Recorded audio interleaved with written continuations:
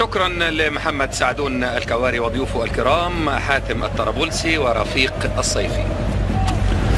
بسم الله الرحمن الرحيم. مشاهدينا متابعينا متابعي قنوات بين سبورتس في كل مكان، أهلا بكم وسهلا. يوم جديد مستمر مع كرة القدم الأسبانية. البرشا يستضيف اليوم ليفانتي، واحدة من لقاءات الجولة رقم 13 والتي انطلقت بلقاءات أول أمس ببلد الوليد وأوساسونا. كان الانتصار لبلد الوليد ب3 أهداف مقابل هدفين. الآن البرشا يلعب على ملعبه بحضور ليس حاضرا، حضور جماهيري يتناسب كما يعتقد البعض، خاصة بعد عودة نسبة جيدة من الجماهير في الدوري الإنجليزي. هنا في أسبانيا لازالت الأمور كما هي. الكامب نو يحتضن أحداث هذا اللقاء. البرشا في المركز العاشر، صدق أو لا تصدق، ولأول مرة من لقاء اليوم بتشكيل هقول لحضراتكم عليه بعد هذه البداية والكرة العرضية وضربة ركنية مع بداية المباراة. البرشا كالعادة بلونه المفضل دائما وأبدا الأزرق والأحمر، بينما فريق ليفانتي أمام حضراتكم باللون الأبيض. بداية ورغبة ال3 نقاط حاضرة، ولكن على طول شتيجن مهم جدا الحصول عليهم. ادي انطلاقة أمامية على طول للبرشا، لكن يعود فريق ليفانتي بكامل خط عليه، يلعب الكرة الطويلة الأمامية. بوسكيتس اللعبة الأولى دايما بتكون بتاعته من خلال توقعه ان الكرة الطويلة هتتلعب فين. وادي الباص الامامي، عم سلم واستلم، عمل باص سهل جميل، كوتينيو والعرضية، ولكن عليها تحرك مثالي من بريسويت. يا ولد يا ولد يا ولد، لكن سهل شراسة. ادي الباص الامامي، فرصة هدف اول، هدف اول. مش ممكن مش معقول شتيجن ينقذ اول جول في ربط بالموقف الجديد وبسرعة. ثالث ركنية في المباراة. برشلونة او عديد الاندية وايندهوفن. وادي الكرة العرضية عالية فوق على طول. بص السهولة، تغطية متأخرة قوي من ديست. في لعيبه بتتفرج وفي لعيبه وهي بتتفرج بدا يقرب، بدا يعدي، بدا يمر، بدا يصوب. وحارس رائع، حارس رائع رائع رائع ايتور فرنانديز بالجريزمان. ودي التصويبه اللي حارس المرمى تصدى لها ببراعه الحقيقه وبالايد، اهم سمات كره القدم. ودي فرصه هدف اول للمره الثانيه.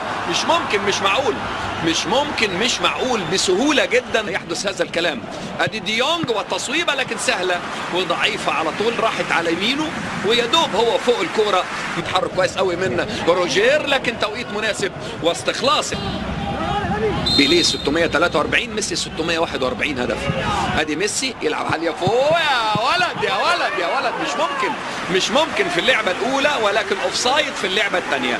لكن ايه العظمه دي، ميسي عاملها برجليه دائما وابدا. بريسويت يرجع ورا الى ميسي، ملك الرجل. بص حارس المرمى روعه روعه. هنا كان فيه التسلل، فرصه كبيره جدا جدا جدا. لو استلم براحته. لا لا لا لا لا لا لا لا لا لا لا لا لا لا، كله بيستلم براحته. اللي بيسلم واللي بيستلم، اللي بيسلم ليس هو البرشا الذي انتظره جمهوره الكبير في كل مكان في العالم، ليس فقط في اسبانيا او اوروبا. عشاقه تعود من تاني، الراجل لوحده تماما. مش ممكن. ثم بعد ذلك جاء التسلل ولقطة تصدي عظيمة. دقين انه هيكمل، وقف وعمل ديلي، تحضير لميسي. الحكم عطله الحقيقة في انه ما خدش تكنيك حركي مناسب، وادار مباراة فوز الميلان على السلتيك 4-2. وادي ضربة بوكس على طول وانقاذ للموقف. كوتينيو البا والعرضية الارضية، ويعني على طول لسه الى ضربة المرمى، الى ضربة المرمى.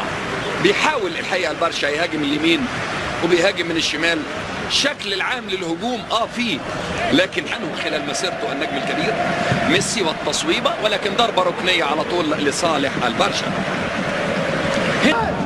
تاني على طول تصويبه. يا ولد يا ولد يا ولد يا ولد، البا ياخدها على طول مباشره، لكن حارس المرمى الله الله الله الله الله الله، باينه والله باينه والله باينه انها خطيره وعظيمه وجميله. بوسكيتس يصوب. لاعب براغا السابق جاي ب9 مليون. اللاعب رقم مع فاول، عمل فاول. حكم اللقاء عمل الفاول فعلا، وعمل اتاحه فرصه، وبعد كده على طول بيدي العقوبه الاداريه. لكن هي فاول من الاول لصالح اساسي جدا مع الكوتش. ادي التصويبه، ولكن على طول بريسويت الدنماركي دخل منطقه الجزاء، لكن برضو النهاية مش محسومة خلاص. لاعبي البرشا اللي بيبحثوا عن العودة بعد الخسارة في آخر مباراتين محليا وأوروبيا. المرور شوف كوتينيو والكرة العرضية، لكن على طول حارس المرمى عمل عالية فوق العرضية الخطيرة قد تكون للخلف إلى ميسي، حافظ على كورته كويس، طلع بره الزحمة ورجع تاني. ضربة حرة تعمل عالية فوق، مقلقة جدا الكرات اللي زي دي. تقف ويأجل قلبة تاني، حركة جميلة إلى ميسي وصوب. ولكن شوف الولد الأسمراني يا جماعة، بص الأسمراني ده لاعب كرة القدم نفسها. كوتينيو عايز يعملها في البعيدة، ولكن راحت عالية إلى ضربة المرمى.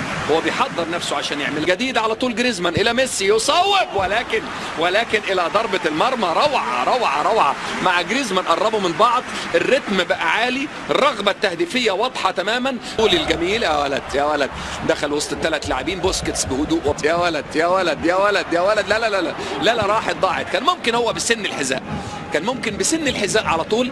شوف بدري ودوره، اللعيب الصغير صاحب المهارة الجميلة اللي بيشتركوا دايما الحقيقة.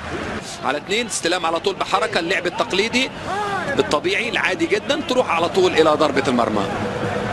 ادى ضربة ركنية،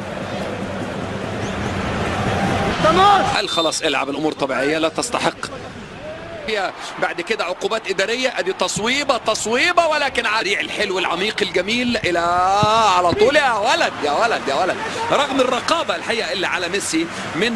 شوف الولد الأسمراني برضو بيعمل ايه، لكن فاول هذه المرة لصالح ميسي. هي ليست حصانة لميسي، يعني حارس فرنانديز ميسي، لكن لعب 10 مباريات هذا الموسم، كل المباريات لعبها، وفاول من جديد لكوتينيو. عمالة تقرب شوية يقدر يروح لها. ادي ميسي عملها في المكان الخطر، عالية فوق، ولكن الى ضربة المرمى، ويبدو هناك تسلل. نعم تسلل، ضربة حرة غير مباشرة على لينجلو المدافع الفرنسي. 35 مليون يورو. اعتقد ان احنا نتفهمها بهذا الشكل. شوف تنظيم اللعب عامل ازاي، قد تكون خطر. واحد على واحد هيعدي هيمر، القادم لم يكن امر، فالبا يتدخل في الوقت المناسب.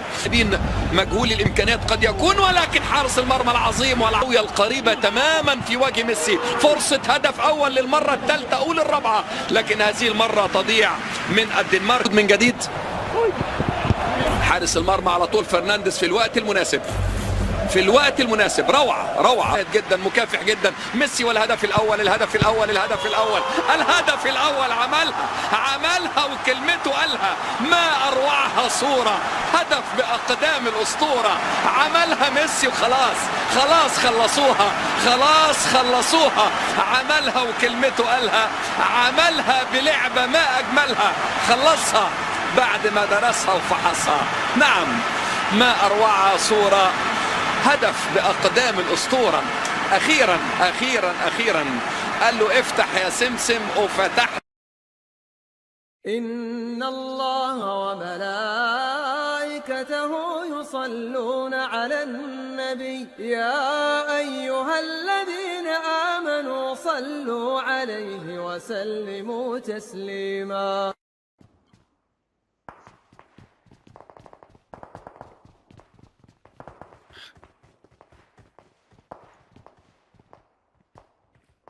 ما انا بقول لك على الايام دي،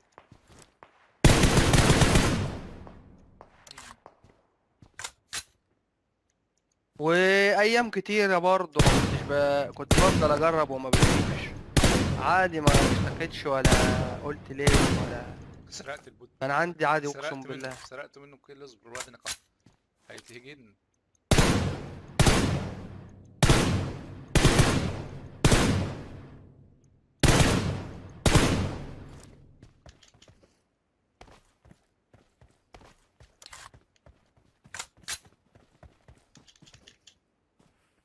انا يا راي خد خبر في الشجرة.